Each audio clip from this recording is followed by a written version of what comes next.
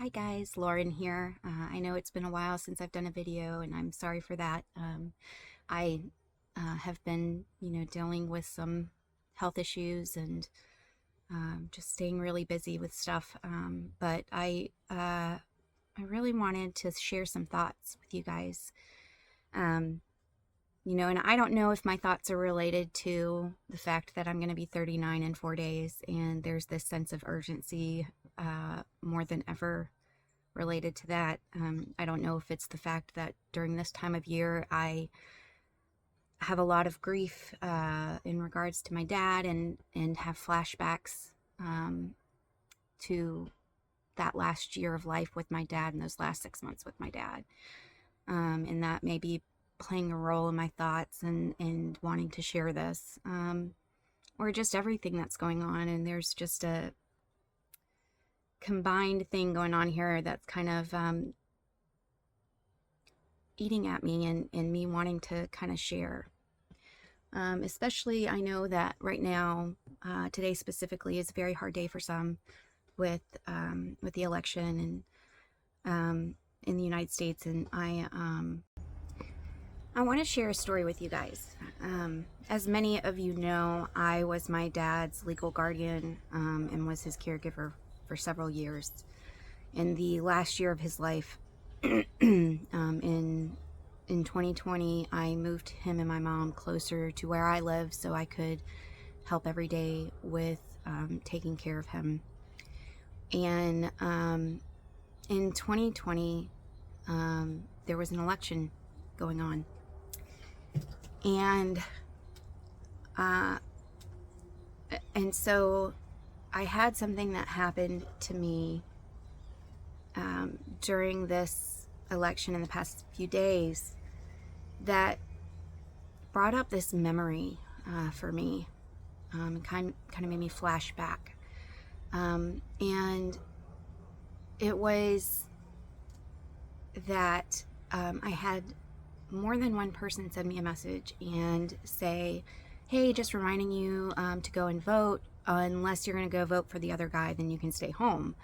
And I received these messages from people that I greatly respect and love. And so I know that there was not ill intention behind it. I realize that. And they certainly were not intending for me to have a flashback to when my dad was alive and all of that. When I received more than one message like that from these people that I care for and respect, it made me flash back to 2020.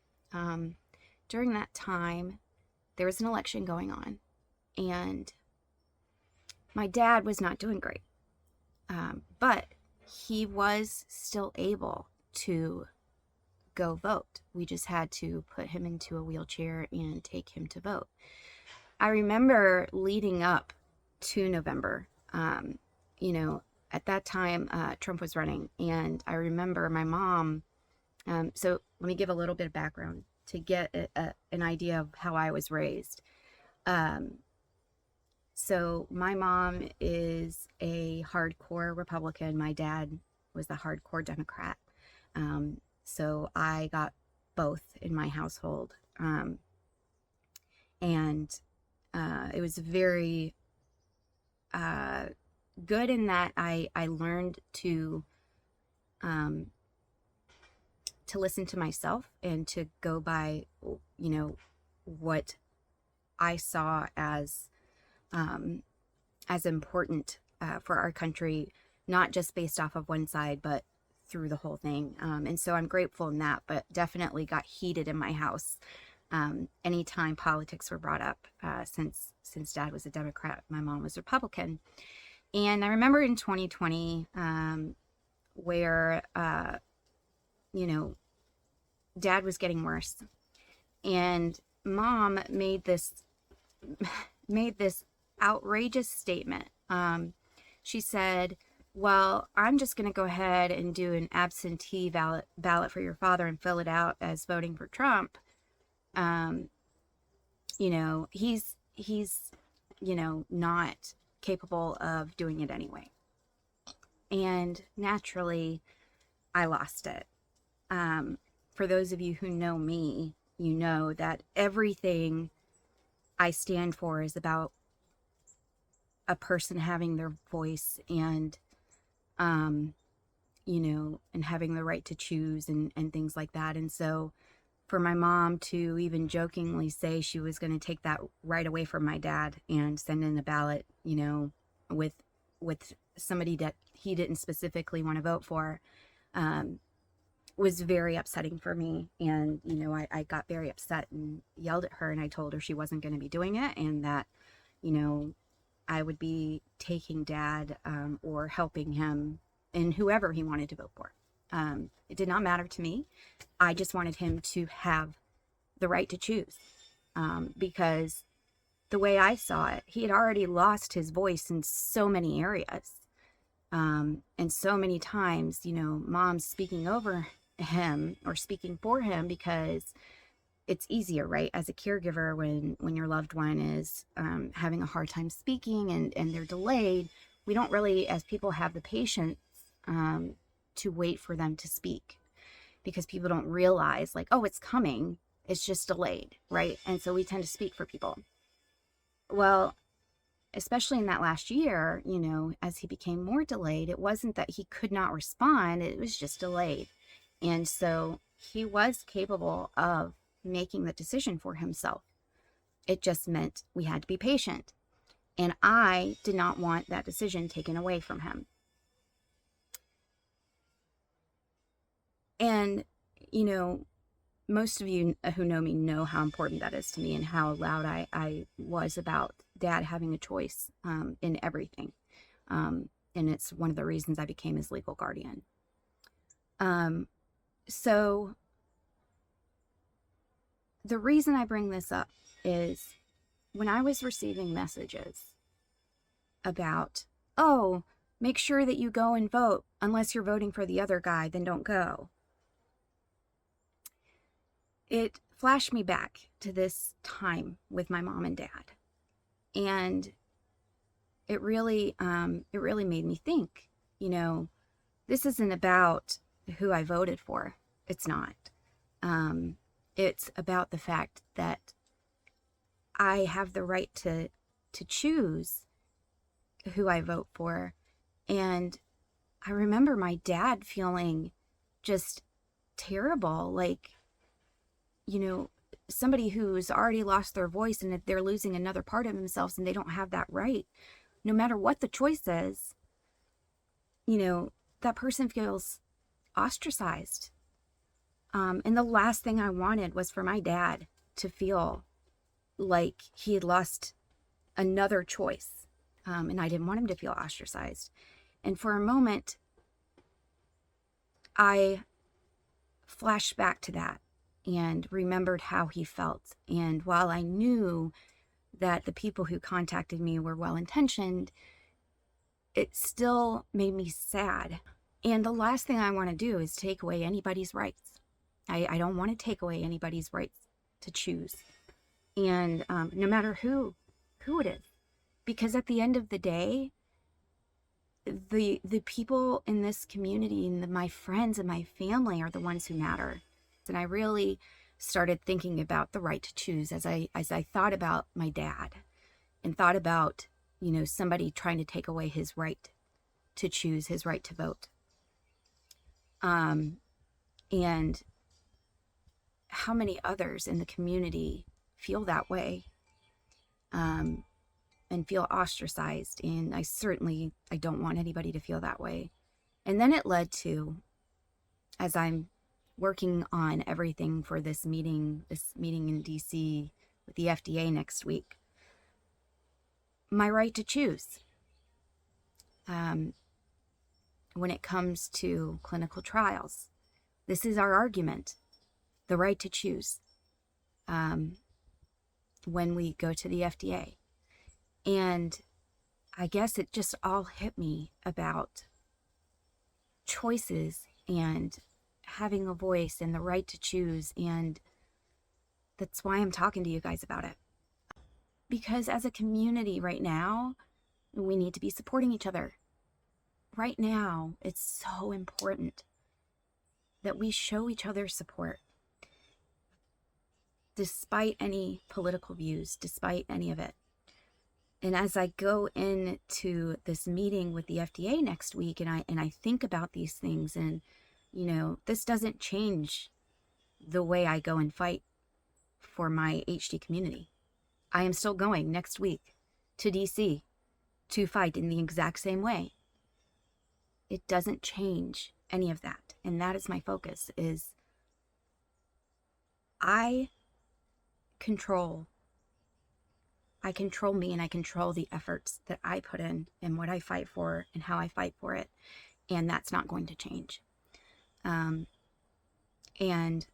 I want everybody to know in the community that I am here for you, and that when I go next week, I am fighting for you and for your right to choose to participate in clinical trials, for your right to choose, which one you want to participate in. We should have the right. We should have a voice. We should get a seat at the table to make these decisions. And I was talking or listening to somebody in the community earlier this week about they participated in a clinical trial, and their experience was very positive. It was very positive. But one of the things that stuck out and that they wanted to mention is this is not for everybody. This clinical trial is not for everybody in the HD community. Not everybody's going to be able to do it. And that's huge, right? Because it goes back to the fact that this is why we need options. This is why it's so important for us to have all of these clinical trials going on, and why we participate. And where one may not be a fit for us, another may be a fit for us, because we're all in different stages and spectrum of HD. And so it's so important for us to have the options and the right to choose to participate in clinical trials if we want to, and take on the risks of participating in clinical trials if we want to, especially those of us who are early HD, and getting into the brain as early as possible, as healthy as it's ever going to be again. That's so important. And so, that's what I'm going to fight for, is this right to choose next week. This right for us to have all tools available to us in this battle against HD. And the only way to have that is to have the FDA help provide those. And that's what I'm fighting for. I just don't want anybody to feel ostracized and feel like they don't have a voice in one other thing, and they don't get the right to choose like everybody else. And it's important to me. I wanted to share something with you, and it helped me greatly today to read this, especially knowing the situation that this group is in. So this is a post from Beloved Asheville, for those who are not aware of Western North Carolina, and Asheville and everything that's happened there just a little over a month ago in regard to Hurricane Helene. The place was devastated. My aunt lives in Asheville, and she still doesn't have clear water, and they won't until sometime in December. There are places, that still are just having, it's devastated. They're having to completely rebuild. And one of their groups is called Beloved Asheville, and I've really loved following them. Very diverse group. And really have been just boots on the ground helping, and I love seeing their posts. They posted this morning, and it really just, it really spoke to me, and I wanted to share it with you guys. And hopefully they don't mind me using their words, but I just wanted to share. So they said this morning, nothing changed since yesterday. We are still here, loving our community with every fiber of our being. We'll keep building the community we deserve, pouring our efforts into every corner, every street, every soul. Nothing changed since yesterday. We rise with the dawn, work tirelessly from sunrise to sunset, united in purpose and resilience. Nothing changed, except that today is another chance, another opportunity to protect, to uplift, to heal, and to love one another even more deeply. We believe that solutions begin here among us, in the heart of our communities. The protection we seek starts with us, standing side by side. Let's organize, let's care for each other, let's love each other, perhaps even more than we did yesterday. Together, we're unstoppable. Together, we are the change. And this really just hit me, guys, because this can absolutely apply to our community. 100% to our HD community. Every word can apply to our HD community. We are stronger together. We all matter in this community. And it's very important to make sure that those with HD have a voice, that their voice is not lost. We'll keep moving forward because we are stronger together. I love you guys. Thanks for listening. Sorry for the long video, but I do appreciate you guys taking the time to listen.